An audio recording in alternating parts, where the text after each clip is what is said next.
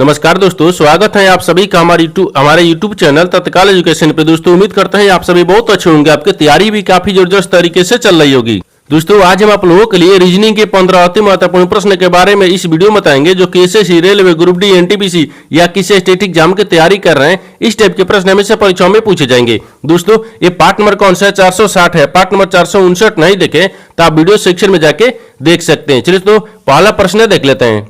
दोस्तों पहला प्रश्न है, इसमें देखिए नीचे दिए गए विकल्पों में से संबंधित संख्या को चुनिए। देखिए नीचे यहाँ पर आपको एक संबंधित संख्या दिया है, ये जो है ना यहाँ पर आपको 75 से समझता है। ठीक उसी प्रकार से बताना है कि पी जो है ना इस प्रश्नार्थ के चिन्ह पर इन चार ऑप्शन से किसे समझते होगा।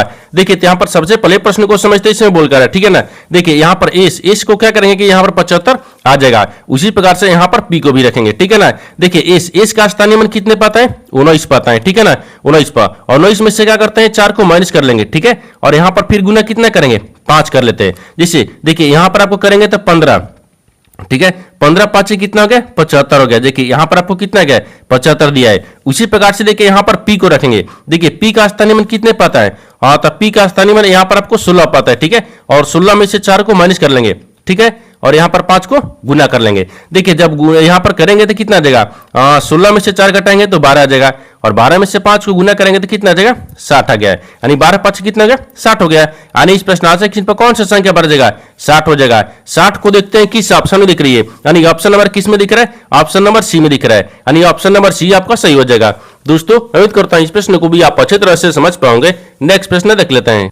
दोस्तों दूसरा प्रश्न है, इसमें देखिए नीचे दी गई श्रृंखला श्रेणी में प्रश्नार्थक चिन्ह के स्थान पर कौन सी संख्या आएगी। देखिए नीचे यहाँ पर आपको एक श्रृंखला दी है। इन श्रृंखला में बताना है कि इस प्रश्नार्थक चिन्ह पर इन चार ऑप्शन में से कौन सी संख्या पर भरा देगा। देखिए यहाँ पर सबसे पहले ध्यान से देखते हैं कि श्रृंखला किस प्रकार से चल रहा है, ठीक है। देखिए यह आपको 31 लेकर हो रहा है, 34 हो रहा है, 34 ले 40 हो रहा है, 40 ले 49 हो रहा है, 49 ले 61 हो रहा है, और 61 ले आपको अगला संख्या ज्ञात करना है। देखिए ये श्रृंखला को ध्यान से देखने के बाद में हमको क्या दिख रहा है? हमको यही दिख रहा है कि देखिए 31 लेकर 34 हो रहा है। यानी 31 में यहाँ पर क्या करते हैं? 31 में यहाँ पर आपको 3 को जोड़ देंगे, ठीक है। 3 को जोड़ेंगे तो 34 आ गया। और 34 लेकर लिख रहे हैं 40 लिख रहे हैं, तो 34 में 6 को जोड़ेंगे 40 आ गया। और 40 लेकर लिख रहे हैं 49 लिख रहे हैं, तो 40 में अगर 9 को जोड़ेंगे 49 आ गया। 49 लेकर लिख रहे हैं 61 लिख रहे हैं, तो 49 में अगर यहाँ पर आपको 12 को जोड़ देंगे 61 आ जाएगा। तो 61 में कौन सी संख्या जोड़ेंगे जो अगला संख्या ज्ञात होगा। उससे पहले एक बार नीचे ध्यान से देखिए, 3 से क्या हो रहा है? 6 हो रहा है। तो 3 में अगर 3 को जोड़ देंगे 6 आ गया। 6 से क्या लिख रहे हैं? 9 लिख रहे हैं, तो 6 में 3 को जोड़ देंगे 9 आ गया। 9 से क्या हो रहा है? 12 हो रहा है, तो 9 में यहाँ पर 3 को जोड़ेंगे 12 आ जाएगा। तो 12 में 3 को यहाँ पर जोड़ते हैं, ठीक है ना। तो 12 में 3 को जोड़ेंगे 15, ठीक है, 15 गया। आप 15 को क्या करेंगे? 61 में जोड़ेंगे, तो 15 को 61 में, तो 5 1 कितना गया? 6 गया। और 6 कितना गया? 7 आ गया। यानी 76 हो गया। यानी इस प्रश्नार्थ के चिन्ह पर कौन सी संख्या बढ़ जाएगा? 76 हो जाएगा। तो 76 को देखते हैं किस ऑप्शन में दिख रही है। यानी ऑप्शन नंबर सी में दिख रहा है। यानी ऑप्शन नंबर सी आपका सही हो जाएगा। दोस्तों उम्मीद करता हूं इस प्रश्न को भी आप अच्छी तरह से समझ पाओगे। नेक्स्ट प्रश्न देख लेते हैं। दोस्तों तीसरा प्रश्न है, इसमें देखिए सभी 29 व्यक्ति उत्तर की ओर अभिमुख होकर एक पंक्ति में खड़े हैं। पीटर बोल रहा है कि पीटर दाएं छोर से यानी 11वें स्थान पर है, जबकि रोनी बाएं छोर से यानी 9वें स्थान पर है। तो पीटर और रोनी, ठीक है, रॉबिन, ठीक है ना, रॉबिन के बीच कितने व्यक्ति हैं? देखिए यहाँ पर प्रश्न पहले समझिए इसमें बोलकर है, ठीक है ना। देखिए यहाँ पर क्या बोल रहा है? ये बोल रहा है कि 29 व्यक्ति है, बोल रहा है कि सभी 29 व्यक्ति है जो कि उत्तर की तरफ अभिमुख होकर एक पंक्ति में खड़े हैं, ठीक है ना, पंक्ति में खड़े हैं। बोल रहा है कि पीटर जो है ना, पीटर दाएं छोर से 11वें स्थान पर है, पीटर दाहिने छोर से 11वें स्थान पर है। और रॉबिन जो है रॉबिन ये बाएं छोर से 9वें स्थान पर है। तो बोल रहा है कि देखिए पीटर और रॉबिन के बीच में कितने व्यक्ति हैं आपको इस चीज को बताना है। देखिए तो यहाँ पर क्या करिएगा, वीडियो को रोक और खुद अपने आप से बनाने का कोशिश करिएगा। और 15 प्रश्न में से अपने कितने प्रश्न सही किए हैं वीडियो को लास्ट में कमेंट में जरूर बताइएगा। और इस चैनल में पहली बार आए तो चैनल को सब्सक्राइब कर बेल आइकन घंटी को प्रेस जरूर कर लीजिए, क्योंकि सबसे पहले इस तरह क्लास आपको मिलता रहे। देखिए तो यहाँ पर सबसे पहले ध्यान से देखते हैं ना, यहाँ पर बोल कर है, ये बोल रहा है कि देखिए सभी 29 व्यक्ति हैं। कितने व्यक्ति है? 29 को व्यक्ति है, ठीक है। अब बोल रहा है कि उत्तर की ओर अभिमुख होकर एक पंक्ति में खड़े हैं। यानी पीटर दाएं छोर से 11वें स्थान पर है, तो पीटर को दाहिने छोर से क्या कहते हैं? 11वें स्थान पर।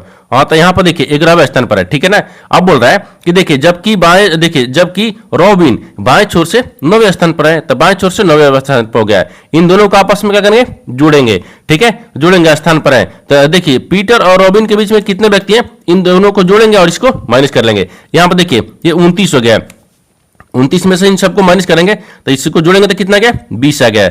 और यहां पर फिर क्या करेंगे 29 में से 20 माइनस करेंगे 9 आ गया। देखिए पीटर और रॉबिन के बीच में कितने व्यक्ति हैं 9 व्यक्ति हैं। तो 9 को देखते हैं किस ऑप्शन में दिख रही है, यानी ऑप्शन नंबर यहां पर आपको ए में दिख रहा है, यानी ऑप्शन नंबर ए आपका सही हो जाएगा। दोस्तों उम्मीद करता हूं इस प्रश्न को भी आप अच्छी तरह से समझ पाओगे। नेक्स्ट प्रश्न देख लेते हैं। दोस्तों 4वां प्रश्न है, इसमें देखिए एक निश्चित कूट भाषा में यानी TIDE को यहाँ पर 72 91 के रूप में कूटबद्ध किया जाता है और डेट को यहाँ पर 1937 के रूप में कूटबद्ध किया जाता है। तो दी गई कूट भाषा में ए के लिए कूट क्या होगा। देखिए यहाँ पर सबसे पहले प्रश्न को समझिए से बोलकर, ठीक है ना। देखिए यहाँ पर क्या बोल रहा है, ये बोल रहा है कि एक निश्चित कूट भाषा दी है जिसमें TIDE को क्या लिख रहे हैं 72 91 के रूप में कूटबद्ध किया जाता है। उसी कूट भाषा में बताना है कि देखिए DATE को क्या लिख रहा है, यानी 1937 के रूप में कूटबद्ध किया जाता है। तो दी गई कूट भाषा में यहाँ पर बताना है कि ए को क्या लिखा जाएगा। देखिए तो इस तरह के सवाल में क्या करते हैं, सबसे पहले देखिए यहाँ पर लिखते हैं, ये क्या लिख रहे हैं यहाँ पर टी लिख रहे हैं, ठीक है TIDE दिया है, ठीक है ना, ई दिया है। इनको क्या लिख रहा है, तो यहाँ पर आपको 72 और 91 दिया है, ठीक है। उसी कुछ भाषा में देखिए डेट को क्या लिख रहा है, तो डी, ठीक है ATE डेट को क्या लिख रहा है, तो डेट को आपको 19 और 37 लिख रहा है, ठीक है ना, 19 और 37 लिख रहा है। उसी कुछ भाषा में बताना है कि ए को क्या लिखा जाएगा। देखिए ए को क्या लिखा जाएगा, देखिए इस तरह के सवाल में क्या करते हैं, इस तरह के सवाल में देखिए ए आपको क्या दिख रहा है, अक्षर दिख रहा है, ये आपको संख्या दिख रहा है। अक्षर को कॉमन मिलाएंगे और संख्या में भी कॉमन मिलाते हैं, जब जो नो आपको कॉमन मिल जाएगा वही आपको आंसर होगा। देखिए तो सबसे पहले देखिए यहाँ पर क्या दिख रहा है, डी दिख रहा है, तो इसमें भी डी दिख रहा है। इसमें देखिए यहाँ पर टी दिख रहा है, इसमें भी टी दिख रहा है, और यहाँ पर ई दिख रहा है, इसमें भी ई दिख रहा है। देखिए इसमें आपको ए दिख रहा है, कॉमन हो गया, यहाँ पर आई आपको कॉमन दिख रहा है। उसी प्रकार से आप संख्या में रखते हैं। देखिए संख्या में क्या दिख रहा है, यहाँ पर आपको 1 9, देखिए 1 दिख रहा है, इसमें भी 1 दिख रहा है, इसमें 9 दिख रहा है, इसमें भी 9 दिख रहा है, ठीक है, कॉमन हो गया। इसमें भी 7 दिख रहा है, ये भी 7 दिख रहा है। देखिए इसमें यहाँ पर आपको 2 कॉमन हो गया, यहाँ पर आपको 3 कॉमन हो गया। लेकिन आपसे क्या पूछा है, आपसे पूछा है कि ए का कूट क्या होगा, तो ए का लिए देखिए यहाँ पर आपको 3 हो गया, ए के लिए क्या हो जाएगा 3 हो जाएगा। अगर वही पूछता है कि आई का कूट क्या होगा, आई को 2 हो जाता है। लेकिन हमसे क्या पूछा है, हमसे ए का पूछा है, तो ए का क्या हो गया, यानी 3 हो गया। तो 3 को देखते हैं किस ऑप्शन में दिख रही है, यानी ऑप्शन नंबर यहाँ पर आपको यानी ए में दिया है, यानी ऑप्शन नंबर ए आपका सही हो जाएगा। दोस्तों उम्मीद करता हूं इस प्रश्न को भी आप अच्छी तरह से समझ पाओगे। नेक्स्ट प्रश्न देख लेते हैं।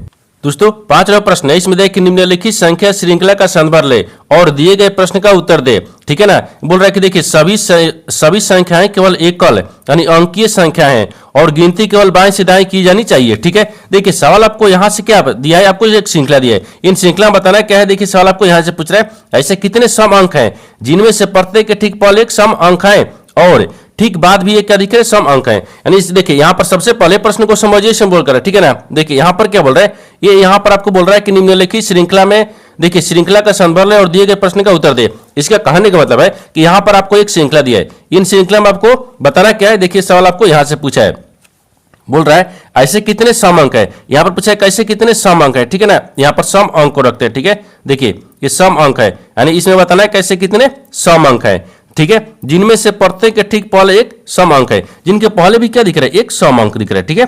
यहाँ पर आपको सम अंक रखेंगे, ठीक है, ये सम अंक दिख रहा है और ठीक बाद भी एक क्या दिख रहा है सम अंक दिख रहा है, बाद में भी क्या दिख रहा है एक सम अंक दिख रहा है, ठीक है, ये सम अंक दिख रहा है, ठीक है, सम अंक दिख रहा है, ठीक है ना, सम अंक है। देखिए यानी इसका कहने का मतलब है कि इन श्रृंखला में आपको बताना है कि इन श्रृंखला में बताना है कि आपको ऐसे कितने सम संख्या है, ठीक है, सम संख्या जिनके पहले भी एक सम संख्या है, जिनके बाद भी एक सम संख्या है। तो सबसे पहले देखते हैं श्रृंखला को ध्यान से। देखिए यहां पर क्या दिख रहा है, ये सम संख्या है, सम संख्या के पहले क्या सम संख्या दिख रहा है और सम संख्या के बाद क्या विषम सम संख्या दिख रहा है, नहीं दिख रहा है। इसका मतलब ये नहीं हो रहा है, ठीक है ना। आप देखिए यहां पर सम संख्या के पहले सम संख्या दिख रहा है, लेकिन बाद में तो विषम दिख रहा है, ये भी नहीं हो रहा है। और यहां पर आपको देखिए सम नहीं, यहां पर देखिए ये 8 दिख रहा है, 8 क्या दिख रहा है, ये आपको सम संख्या है। सम संख्या के पहले देखिए यहाँ पर सम संख्या दी है, सम संख्या के बाद भी क्या दिख रहा है सम संख्या दिख रहा है, एक हो गया, ठीक है ना। और देखते हैं और इसमें कहीं दिखेगा सम संख्या दिख रहा है, सम संख्या के पहले सम संख्या बाद में भी सम नहीं, ये भी नहीं हो रहा है, ठीक है। अब देखते हैं यहाँ पर देखिए, हाँ यहाँ पर देखिए 8 क्या दिख रहा है सम संख्या है, इसके पहले भी क्या दिख रहा है यानी 4 क्या दिख रहा है सम संख्या, इसके बाद भी क्या दिख रहा है ये सम संख्या दिख रहा है, 2 हो गया। और कहीं दिख रहा है इसमें नहीं दिख रहा है। यानी इन श्रृंखला में आपको 2 ऐसी सम संख्या है जिसके पहले भी सम संख्या है, जिसके बाद भी सम संख्या है, 2 को है। तो 2 को देखते हैं किस ऑप्शन दिख रही है, यानी ऑप्शन नंबर यहाँ पर आपको डी में दिख रहा है, यानी ऑप्शन नंबर डी आपका सही हो जाएगा। दोस्तों उम्मीद करता हूं इस प्रश्न को भी आप अच्छी तरह से समझ पाओगे। नेक्स्ट प्रश्न देख लेते हैं। दोस्तों 6वां प्रश्न है, इसमें देखिए यह प्रश्न नीचे दी गई 5 3 अंकीय संख्याओं पर आधारित है, ठीक है, देखिए यहाँ पर आपको 5 को संख्या लिखा है जो 3 अंकीय संख्याओं पर आधारित है। देखिए यहाँ पर 3 को दिया है ना, 3 को दिया है जो 5 संख्या पर। ठीक है, देखिए पहला में क्या बोल रहा है, यहाँ पर ध्यान से देखिए, सवाल आपको यहाँ बोल रहा है उदाहरण में क्या दिया है इसके बारे में हमको नहीं समझना है, नोट में क्या बोल रहा है इसके बारे में भी हमको नहीं समझना है। हमको केवल देखिए ये देखना है कि सवाल आपको यहाँ से पूछा है, यदि दूसरी संख्या के, देखिए दूसरी संख्या सबसे बड़ी संख्या के तीसरे अंक को दूसरी सबसे छोटी संख्या के तीसरे अंक में जोड़ा जाए तो परिणाम क्या होगा। देखिए यहाँ पर सबसे पहले प्रश्न को समझिए सिंबल करा, ठीक है ना। देखिए यहाँ पर क्या बोल रहा है, यहाँ पर ध्यान से देखिएगा, ये आपको बोल रहा है कि यह प्रश्न नीचे दी गई 5 3 अंकीय संख्याओं पर आधारित है। यहाँ पर आपको 5 को संख्या दी है, ठीक है। अब बोल रहा है कि 3 अंकीय संख्याओं पर आधारित है। देखिए 1 2 3 को दिया है, 1 2 3 को दिया है, 3 संख्याओं पर आधारित है, यहाँ भी ठीक है, ठीक है ना। अब देखिए आगे आपको सवाल देखिए यहाँ से पूछा है, ये पूछा है कि यदि दूसरी सबसे बड़ी संख्या के, यानी दूसरी सबसे बड़ी संख्या, तो सबसे पहली देखिए कि सबसे पहली बड़ी संख्या कौन सी दिख रहा है, यानी 746 दिख रहा है, ये पहली बड़ी संख्या हो गया है। लेकिन उससे दूसरी बोल रहा है, देखिए यहाँ पर बोल रहा है कि दूसरी सबसे बड़ी संख्या है, तो दूसरी सबसे बड़ी संख्या 568 हो जाएगा, ये 568 हो गया, ये 568 का दिख रहा है दूसरी सबसे बड़ी संख्या, ठीक है ना, ये दूसरी, ठीक है, दूसरी सबसे बड़ी संख्या हो गया। यहाँ पर ध्यान दीजिएगा, ठीक है, और यहाँ पर ठीक है। अब आगे देखिए बोल रहा है कि तीसरे अंक है, इसके तीसरा अंक बोल रहा है, इसका तीसरा अंक कौन दिख रहा है, 8 दिख रहा है, ठीक है। आगे बोल रहा है कि वो दूसरी अंक को दूसरी बोल रहा है कि दूसरी सबसे छोटी संख्या है, यानी दूसरी सबसे छोटी संख्या, तो सबसे छोटी संख्या पहला कौन है, तो पहला देखिए यहाँ पर आपको पहला दिख रहा है 183 दिख रहा है, 183 क्या दिख रहा है, ये पहला संख्या क्या हो गया, सबसे छोटी हो गया। उसे थोड़ा सा बढ़ेंगे आगे तो क्या हो गया, 275 आ गया, सबसे दूसरी छोटी संख्या क्या आ गया, ये 75 आ गया, 275 को रखते हैं, ये 275 आ गया, ये 200 क्या दिख रहा है, 75 सबसे छोटी संख्या दूसरी है, क्या है, दूसरी है, ठीक है। यहां पर बोल रहा है कि संख्या के तीसरे अंक, इसका भी क्या दिख रहा है, ये तीसरा अंक पूछा है, ठीक है ना, इसका भी क्या तीसरा अंक पूछा है। अब बोल रहा है कि अंक में जोड़ा जाए, अभी देखिए सबसे दूसरी संख्या के, बड़ी संख्या के सबसे दूसरी संख्या के तीसरा अंक है और सबसे छोटी संख्या के दूसरा अंक, ठीक है, दूसरी संख्या के यानी तीसरा अंक, इन दोनों का आपस में जोड़ा जाए तो परिणाम क्या होगा। देखिए इसका 8 दिया है और इसका क्या दिख रहा है, ये 5 दिख रहा है, तो 8 5 कितना गया, 12 आ गया, इसको जोड़ने पर परिणाम कितना गया, 12 आ जाएगा। तो 12 को देखते हैं किस ऑप्शन दिख रही है, यानी ऑप्शन नंबर किस में दिख रहा है, यहाँ पर आपको बी में दिख रहा है, यानी ऑप्शन नंबर बी आपका सही हो जाएगा। दोस्तों उम्मीद करता हूं इस प्रश्न को भी आप अच्छी तरह से समझ पाओगे। नेक्स्ट प्रश्न देख लेते हैं। दोस्तों 7वां प्रश्न है, इसमें देखिए नीचे दिए गए विकल्पों में से संबंधित शब्द को चुनिए। देखिए नीचे यहाँ पर आपको एक संबंधित शब्द दिया है, यानी बिहू जो है ना यहाँ पर असम से समेत, देखिए यहाँ पर बिहू जो है आपको असम से समेत है, ठीक उसी प्रकार से बताना है कि कथकली जो है ना इस प्रश्नार्थ चिन्ह पर इन 4 ऑप्शन में से किसे समेत होगा। देखिए तो यहाँ पर सबसे पहले प्रश्न को समझते ही सिंबल करा है, ठीक है ना। देखिए यहाँ पर असम की लोक नृत्य कौन सा है, ये बिहू है, यानी असम का लोक नृत्य कौन है, बिहू है। उसी प्रकार से यहाँ पर कौन सी शब्द को रखेंगे जिसका लोक नृत्य कथकली है। जैसे देखिए असम का लोक नृत्य क्या है, यहाँ पर लिखते हैं लोक, हाँ ठीक है ना, लोक नृत्य, ठीक है, नृत्य, लोक नृत्य क्या है, तो आपको देखिए असम का लोक नृत्य बिहू है। उसी प्रकार से यहाँ पर कौन सा शब्द रखेंगे जिसका कथकली क्या हो गया, यहाँ पर आपको लोक नृत्य हो गया। राजस्थान का थोड़े है, नहीं, महाराष्ट्र का है, नहीं, केरल का है, यानी देखिए यहाँ पर क्या रखते हैं, केरल, ठीक है ना, केरल, केरल का लोक नृत्य कौन सा है, ये लोक, ठीक है, लोक नृत्य, ये लोक नृत्य। यहाँ पर आपको दिख रहा है कि केरल का लोक नृत्य कौन सा है, यहाँ पर कथकली है, तो यहाँ पर केरल हो जाएगा। तो केरल को देखते हैं किस ऑप्शन में दिख रही है, यानी ऑप्शन नंबर सी में दिख रहा है, यानी ऑप्शन नंबर सी आपका सही हो जाएगा। दोस्तों उम्मीद करता हूं इस प्रश्न को भी आप अच्छी तरह से समझ पाओगे। नेक्स्ट प्रश्न देख लेते हैं। दोस्तों 8वां प्रश्न है, इसमें देखिए 7 व्यक्ति L M N O P Q R एक उत्तर की ओर अभिमुख होकर एक पंक्ति में बैठे हैं, यानी एल के बाईं ओर से केवल 2 व्यक्ति बैठे हैं, ठीक है, एल और पी के बीच केवल 3 व्यक्ति बैठे हैं, यानी एम एल के दाईं ओर से दूसरे स्थान पर बैठा है, यानी एम और क्यू के बीच केवल 2 व्यक्ति बैठे हैं। आर के बाईं ओर से गिनने पर किसी एक स्थान पर, लेकिन एन के बाईं ओर किसी एक स्थान पर बैठा है। तो बोल रहा है कि आर के दाईं ओर से कितने व्यक्ति बैठे हैं, ठीक है। देखिए यहाँ पर सबसे पहले प्रश्न को समझिए सिंबल करें, ठीक है ना। देखिए यहाँ पर क्या बोल रहा है, बोल रहा है कि 7 व्यक्ति है, जो L M N O P Q R एक व्यक्ति उत्तर की ओर अभिमुख होकर बैठे हैं। इससे कहने का मतलब कि यहाँ पर एक पंक्ति है, ठीक है, इस पंक्ति में आपको उत्तर की तरफ व्यक्ति मुंह करके कितने लोग बैठे हैं, 7 लोग बैठे हैं, ठीक है। देखिए यहाँ पर 1 हो गया, ये 2 दिख रहा है और 3 दिख रहा है, 4 दिख रहा है, 5 दिख रहा है, 6 दिख रहा है, 7 हो गया, 7 व्यक्ति हो गया, ठीक है। अब बोल रहा है कि देखिए इधर क्या होता है, ये बाएं होता है, ठीक है ना, इधर क्या होता है, ये दाहिने होता है, ठीक है, दाएं होता है। बोल रहा है कि एल के बाईं ओर केवल 2 व्यक्ति बैठे हैं, तो एल को यहां पर रखते हैं, एल के बाईं तरफ 2 व्यक्ति बैठ गया, ठीक है ना। आगे बोल रहा है कि एल और पी के बीच केवल 3 व्यक्ति बैठे हैं, तो ए लिख रहे हैं और यहाँ पर पी रखिए, इन तीनों के दोनों के बीच में 3 व्यक्ति बैठे हैं यहाँ पे, ठीक है। आगे देखते हैं।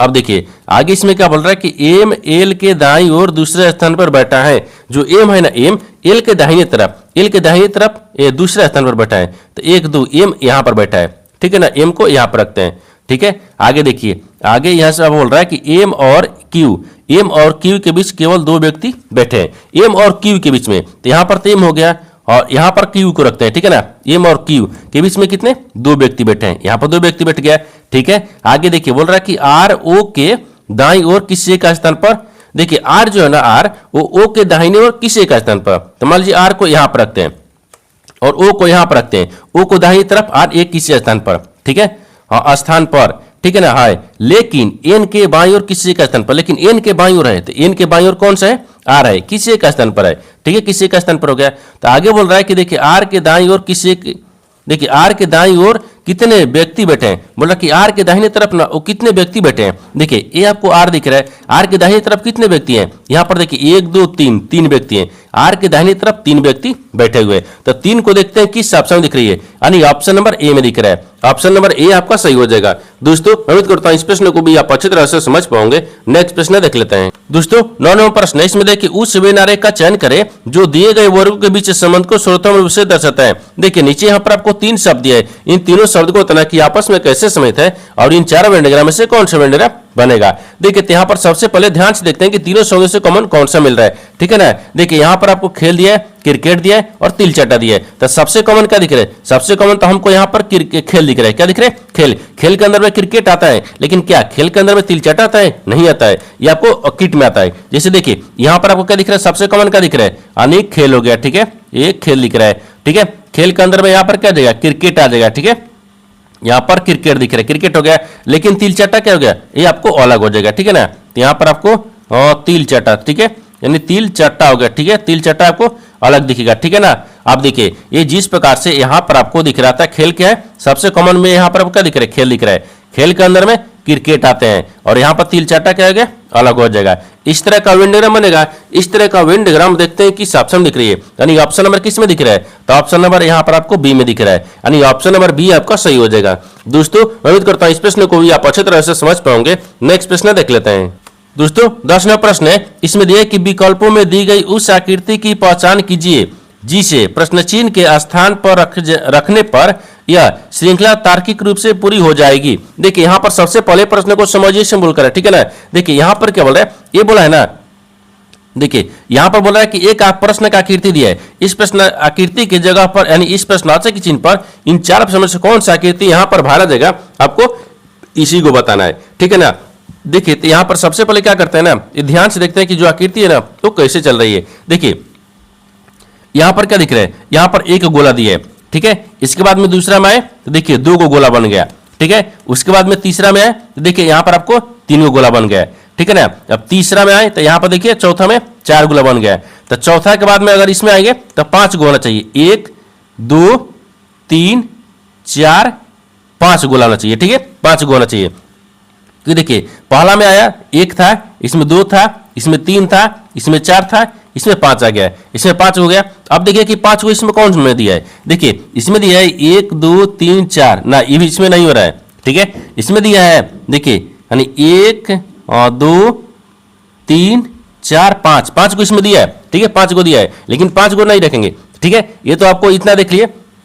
अब इसके बाद में 5 को तो ये भी आ रहा है, 5 को इसमें भी दिया है और इसमें भी दिया है 1 2 3 4 5, 5 को इसमें भी दिया है, यानी इसका मतलब कि तो 5 को तो 3 में दिया है, ठीक है। तो तीनों तो होगा नहीं ऑप्शन, तो क्या होगा ना, देखिए यहाँ पर आपको क्या दिख रहा है, इतना तो 5 को गया, ठीक है। लेकिन देखिए ये आपको यहाँ पर दिया है, ये पाई जो पड़ा है आपको यहाँ पर दिया है। इसके बाद में देखिए दूसरा में आपको यहाँ पला दिया है, ठीक है। तीसरा में देखिए आपको यहाँ पला दिया है, चौथा में देखिए आपको यहाँ पर ला दिया है, तो 5वां में आपको यहाँ पर लाएंगे, ठीक है ना, यहाँ पर ला देंगे। जब यहाँ पर लाएंगे तो कौन सा दिख रहा है, यानी इस तरह के देखिए इस तरह की जो आकृति है वो किस ऑप्शन में दिख रही है, यानी ऑप्शन नंबर यहाँ पर आपको डी में दिख रहा है। किसमें दिख रहा है, डी में दिख रहा है, क्योंकि देखिए 5 को आपको क्या दिया है, इसमें गोला दिया है और यहाँ पर आपको इसी जगह पर ये दिया है, ठीक है ना। तो यानी ऑप्शन नंबर डी आपका सही हो जाएगा। दोस्तों उम्मीद करता हूँ इस प्रश्न को भी आप अच्छी तरह से समझ पाओगे। नेक्स्ट प्रश्न देख लेते हैं।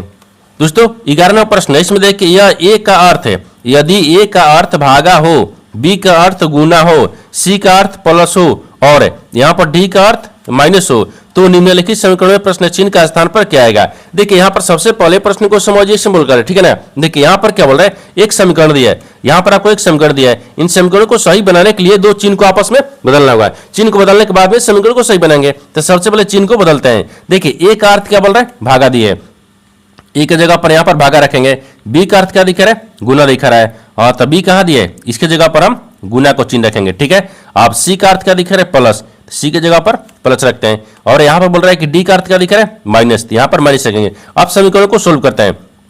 देखिए यहाँ पर 50 हो गया है, माइनस आपको 100 दिख रहा है, फिर प्लस में यहाँ पर 17 दिख रहा है, और फिर गुना यहाँ पर आपको 300 दिख रहा है, ठीक है ना। फिर भागा क्या दिख रहा है, 100 दिख रहा है। अगर इसको काटेंगे तो 100 दाना में 300, ये 3 इधर आ गया है, यहाँ पर आ गया ना, 3 मिनट में काट दिए। अब इसको अगर मान लीजिए क्या करते हैं, जोड़ते हैं या गुना करेंगे, 17 तिया 51, पर इसको देखिए यहाँ पर 17 तिया 51 आ गया है, फिर प्लस से यहाँ पर 100 आ गया है, फिर माइनस 50 हो गया। देखिए इसको आपस में जोड़ते हैं, इन दोनों को आपस में देखिए जोड़ेंगे तो कितना आ जाएगा, 101 आ गया है। अब 101 में से 100 को माइनस कर लेंगे, कितना बचेगा, 1 बच गया। देखिए यहाँ पर आपको कितना आ गया, 1 आ गया, यानी इसका प्रश्नवाचक चिन्ह पर कौन सा संख्या बढ़ जाएगा, 1 हो जाएगा। 1 को देखते हैं किस ऑप्शन में दिख रही है, यानी ऑप्शन नंबर ए में दिख रहा है, यानी ऑप्शन नंबर ए आपका सही हो जाएगा। दोस्तों उम्मीद करता हूं इस प्रश्न को भी आप अच्छी तरह से समझ पाओगे। नेक्स्ट प्रश्न देख लेते हैं।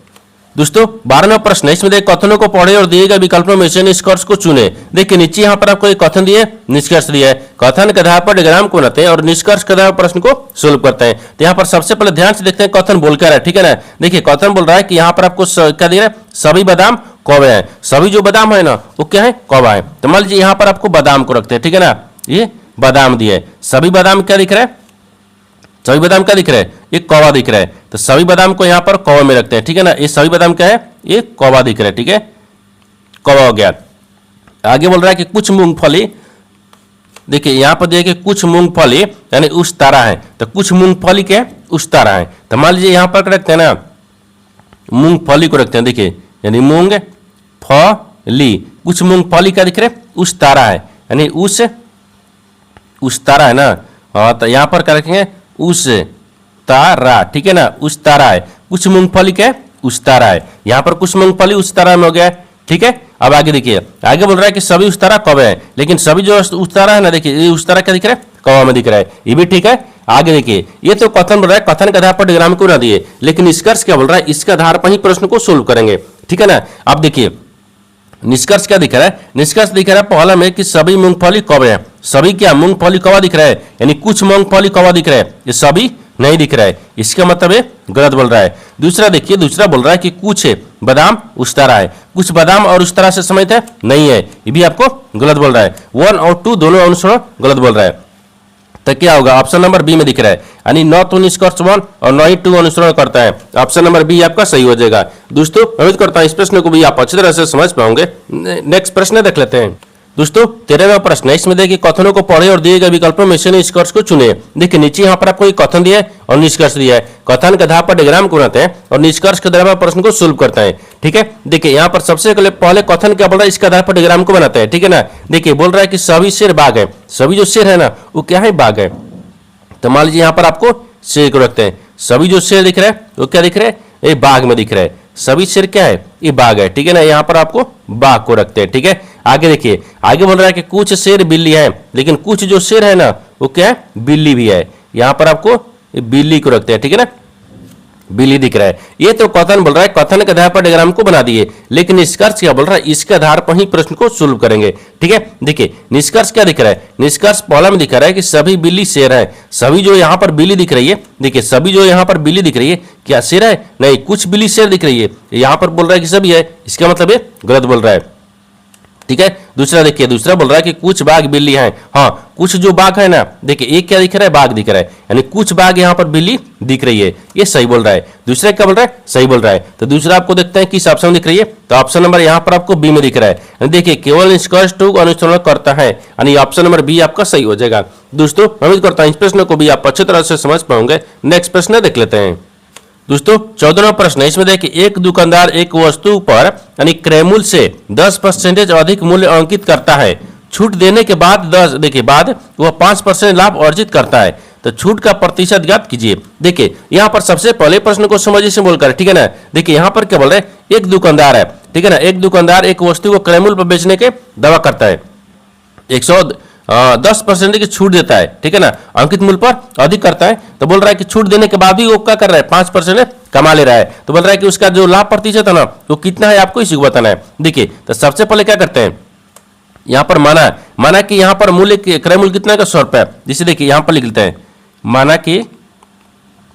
कि क्रय मूल्य, ठीक है ना, क्रय मूल्य, हाँ तो क्रय मूल्य कितना रखते हैं, 100 रुपये रखते हैं, ठीक है। और अंकित मूल्य कितना दिख रहा है, तो यहाँ पर देखिए अंकित मूल्य रखते हैं, ठीक है, अंकित मूल्य हो गया। अंकित मूल्य कितना गया, तो यहाँ पर कितना था, तो अंकित मूल्य मान लीजिए यहाँ पर 100 हो गया, ठीक है। 100 गुने कितना करेंगे, 110, क्योंकि ये यहाँ पर 10% अधिक बोल रहा है। फिर बाटा में क्या करेंगे, 100 करेंगे, काटेंगे तो कितना गया, 110 आ गया, ठीक है। 110 रुपये अंकित मूल्य गया। उसी प्रकार से विक्रय मूल्य को रखते हैं, विक्रय मूल्य, ठीक है। और तो विक्रय मूल्य कितना आ जाएगा, विक्रय मूल्य आपको उसी प्रकार से कितना आ जाएगा, तो 105 आ जाएगा, क्योंकि बात बोल रहा है। और तो यहाँ पर देखिए 100 रखते हैं और फिर गुने यहाँ पर 105 को रखते हैं। यहाँ पर आपको क्या दिख रहा है, 105 दिख रहा है, वो 105 ना, 105, क्योंकि यहाँ पर बोल रहा है 5% लाभ अर्जित करता है, ठीक है। तो यहाँ पर 105 हो गया। फिर बट्टा में 100 रखेंगे, ये 100 काट देंगे तो कितना बचेगा, 105 आ गया। देखिए अंकित मूल्य कितना गया, 110 रुपया, और विक्रय मूल्य कितना गया, 105 रुपया, ठीक है ना, 105 रुपया। अब आपसे बोला कि लाभ यानी लाभ या छूट ज्ञात करना है। देखिए तो यहाँ पर कितना दिख रहा है, ये आपको 110 दिख रहा है, ठीक है, और माइनस क्या करेंगे, 105 करेंगे, ठीक है, और बाटा में क्या रखते हैं, 110 रखेंगे, फिर गुना यहाँ पर 100 रखते हैं। अब देखिए यहाँ पर 5 हो गया और यहाँ पर आपको 110 हो गया, ठीक है, गुने क्या करते हैं, 100 करते हैं। देखिए यहाँ पर 1 0 से 1 0 काट देंगे और 10 5 कितना गया, 50 से गया। देखिए अब इसको यहाँ पर बनाते हैं, 10 5 50 हो गया, 50 बट्टा में 11 से भाग करेंगे, ठीक है ना, 11 से भाग करेंगे। तो भाग करने के बाद में कितना गया, तो यहाँ पर आपको 4 आ गया, 4.54% आएगा, ठीक है ना, 4.54%। तो 4.54% देखते हैं किस ऑप्शन दिख रही है, यानी ऑप्शन नंबर यहाँ पर आपको सी में दिख रहा है, यानी ऑप्शन नंबर सी आपका सही हो जाएगा। दोस्तों उम्मीद करता हूँ इस प्रश्न को भी आप अच्छी तरह से समझ पाओगे। नेक्स्ट प्रश्न देख लेते हैं दोस्तों, 15 प्रश्न है। इसमें देखिए एक नाव की शांत जल में गति 20 किलोमीटर प्रति घंटा है। यदि नाव धारा, देखिए नाव धारा की विपरीत दिशा में 20 किलोमीटर प्रति घंटा की दूरी नहीं किलोमीटर की दूरी 4 घंटे में तय करती है, तो धारा का गति यानी धारा की गति ज्ञात कीजिए, ठीक है। देखिए यहाँ पर सबसे पहले प्रश्न को समझिए सिंबल करें, ठीक है ना। यहाँ पर क्या बोल रहा है, ये बोल रहा है कि एक नाव की शांत जल में 20 किलोमीटर प्रति घंटा की दिया है। बोल रहा है कि एक नाव धारा की विपरीत दिशा में 20 किलोमीटर की दूरी जो है वो 4 घंटे में तय कर लेती है, तो धारा की गति ज्ञात करना है। देखिए जब धारा की गति बोल रहा है तो शांत जल में कितना दिख रहा है, और यहाँ पर लिख दे धारा की विपरीत, शांत जल में दिख रहा है आपको, यहाँ पर लिख रहा है 20 किलोमीटर प्रति घंटा, धारा की विपरीत दिशा में। तो पहले धारा की लिखते हैं, ठीक है, धारा की, ठीक है, विपरीत, धारा की विपरीत नाव, ठीक है, नाव की गति, यहाँ पर गति लिखते हैं, ठीक है, नाव की गति। तो कितना दिया है, तो 20 से, और यहाँ पर कितना दिया, 4 से भाग करेंगे तो 4 5 20 यानी 5 किलोमीटर आ गया, ठीक है, 5 किलोमीटर आ गया। अब बोल रहा है कि धारा के विपरीत नाव की चाल, तो धारा के देखिए, हाँ धारा की विपरीत, ठीक है, धारा के विपरीत नाव की चाल, नाव की चाल, ठीक है ना। तो देखिए ए होता है -b हो गया, फिर यहाँ पर किलोमीटर प्रति घंटा हो गया। अब इसी पर हमको बनाना है। देखिए यहाँ पर धारा के चाल कितना दिए, 5 दिया है ना। देखिए यहाँ पर 5 है, धारा के विपरीत नाव की गति की चाल बराबर यहाँ पर 20 किलोमीटर प्रति घंटा दिया है, ठीक है, और यहाँ पर माइनस क्या करेंगे, b करेंगे, फिर यहाँ पर करेंगे b बराबर क्या हो गया, 20 - 5 करेंगे। देखिए तो यहाँ पर कितना आ जाएगा, फिर b आ गया, b बराबर 20 में से 5 घटाएंगे 15 बचेगा, ठीक है, 15। तो आपसे वही पूछा है कि देखिए तो धारा की गति क्या होगा, तो धारा की गति b बराबर कितना गया, यानी 15 किलोमीटर प्रति घंटा। तो 15 किलोमीटर प्रति घंटा देखते हैं किस ऑप्शन दिख रही है, यानी ऑप्शन नंबर किस में दिख रहा है, आता यहाँ पर आपको बी में दिख रहा है, यानी ऑप्शन नंबर बी आपका सही हो जाएगा। दोस्तों उम्मीद करता हूँ इस प्रश्न को भी आप अच्छी तरह से समझ पाओगे। नेक्स्ट वीडियो में मिलता है, तब तक जय हिंद। दोस्तों इस चैनल पर पहली बार आए तो चैनल को सब्सक्राइब कर बेल आइकन घंटी को प्रेस जरूर कर लीजिए, क्योंकि सबसे पहले इस तरह क्लास आपको मिलता रहे। और इन सारे प्रश्न का PDF आपको टेलीग्राम पर मिल जाएगा, जो कि इस वीडियो का डिस्क्रिप्शन में लिंक दिया गया है।